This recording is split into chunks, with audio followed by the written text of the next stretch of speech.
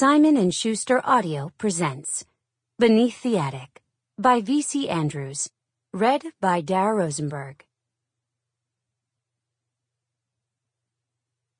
Prologue. "Why are you smiling? Are you an idiot?" my mother asked. She was as pale as a faded white rose. Startled, she looked more squeamish than angry, cringing in the doorway. I was sitting on the floor of my bedroom, staring down at my blood-stained knickers after I had called out loudly enough for her to come running. My stomach was tight with cramps, but I wasn't thinking about that. "I'm not a little girl anymore," I told her proudly. She put her hand over her heart and took a deep breath. Her eyes closed. I really thought she might faint. Then she looked at me, my words finally crashing through her ears. "What? Of course you are still a little girl. Don't leave the room," she ordered, and fled to send for Grace Rose, a nearby nurse, to deal with the matter. She had never once discussed this inevitable event with me.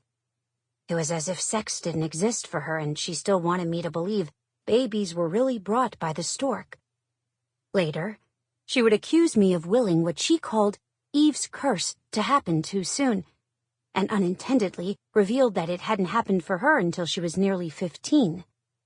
By the time Grace Rose arrived, I had fallen asleep on the floor. She knelt beside me and stroked my hair, waking me. My mother hadn't followed her up to my bedroom.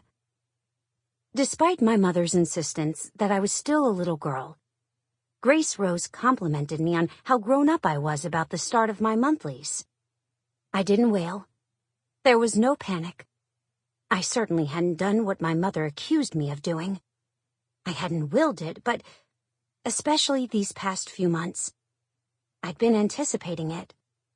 I could feel the changes coming in my body, and from what I understood about the sexual fantasies other girls my age experienced, mine were more vivid and daring. I was eager to hear everything Grace Rose had to say. She was tall, with light brown hair and calm green eyes. Although she was too thin, she wasn't unattractive. But she was 23 and unmarried and, as far as I knew, not promised to anyone, which I found more curious. There were all sorts of rumors about her, ranging from a terrible early romance that ruined her future hopes, to that she simply didn't like boys. People like my mother, who wanted to employ her medical expertise, overlooked all that. They would never ask her a personal question. But not me. Sample complete. Ready to continue?